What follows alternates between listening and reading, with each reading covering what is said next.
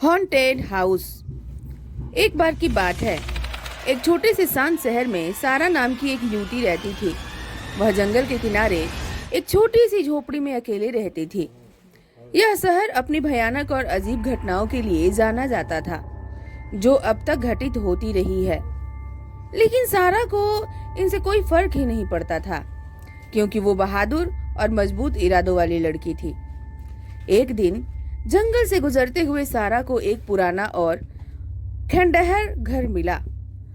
उसने इस घर के शापित और प्रेत बाधित होने की अफवाहें सुनी थी, लेकिन उसने हमेशा उन्हें मूर्खतापूर्ण कहकर खारिज कर दिया था। हालांकि वो इस घर के अंदर जाने के लिए उत्सुक थी और इसलिए वे घर में दाखिल हुई। जैसे ही वो चरमराते हुए हॉल से गुजरी, उसने महसूस किया कि उसकी रीढ़ में अचानक ठंडक दौड़ रही है। घर के अंदर की ठंडी हवा बासी थी और सारा को दीवारों से अजीब सी फुसफुसाहट और कराह की आवाज सुनाई दे रही थी। उसने उस शोर को अनदेखा करने की कोशिश की और घर की खोज जारी रखी, लेकिन अजीब घटनाएं इस बार अधिक और तीव्र हो गई। अचानक सारा को ऊपर से एक जोरदार टक्कर की आवाज सुनाई दी।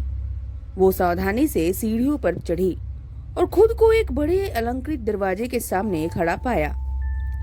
उसने दरवाजा खोला और अंदर कदम रखा तो उसने देखा एक जवान लड़की अंदर खड़ी थी, जिसके लंबे बाल थे और एक ड्रेस थी जो फटी हुई थी, और वह हवा में तैरती हुई खाली भावशून्य आंखों से सीधे सारा को घूर रही थी। सारा डर के मारे जम गई थी, हिलने डुलने या बोलने में असमर्थ थी। तभी उस दूसरी लड़की के मुंह से अचानक एक खून से लथपथ चीख निकली और सारा ने महसूस किया कि वह खुद को जमीन से उठाकर दीवार के खिलाफ फेंक रही है। वह एक झटके से जमीन पर जा गिरी और फिर उसके बाद सब कुछ काला हो गया। जब सारा उठी तो वह अपने बिस्तर पर वापस अपनी कुटिया में लेटी हुई थी। उसने अपना सिर रगड़ा, याद करने की कोशिश कर रही थी कि क्या हुआ था। क्या यह सब सिर्फ एक बुरा सपना था?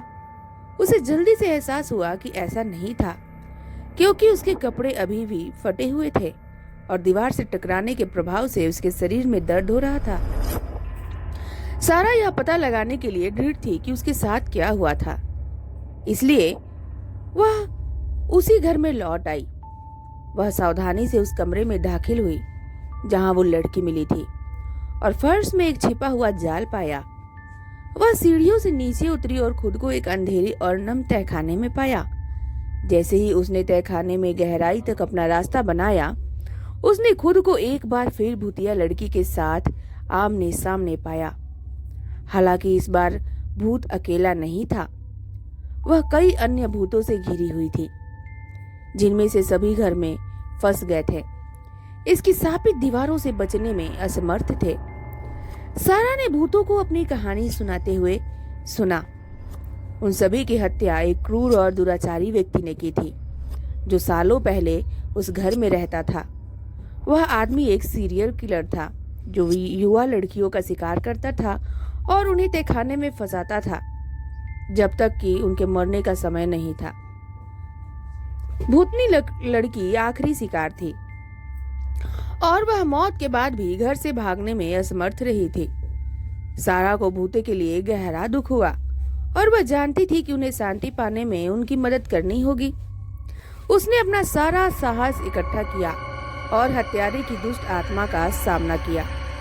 इच्छा शक्ति की भयंकर लड़ाई में सारा दुष्ट आत्मा को हराने और फंसे हुए भूतों को मुक्त कराने में सक्षम थी। अपने मिशन को पूरा करने के साथ सारा ने भूतिया घर छोड़ दिया और फिर कभी नहीं लौटने के लिए वह एक लंबा और सुखी जीवन जीती रही।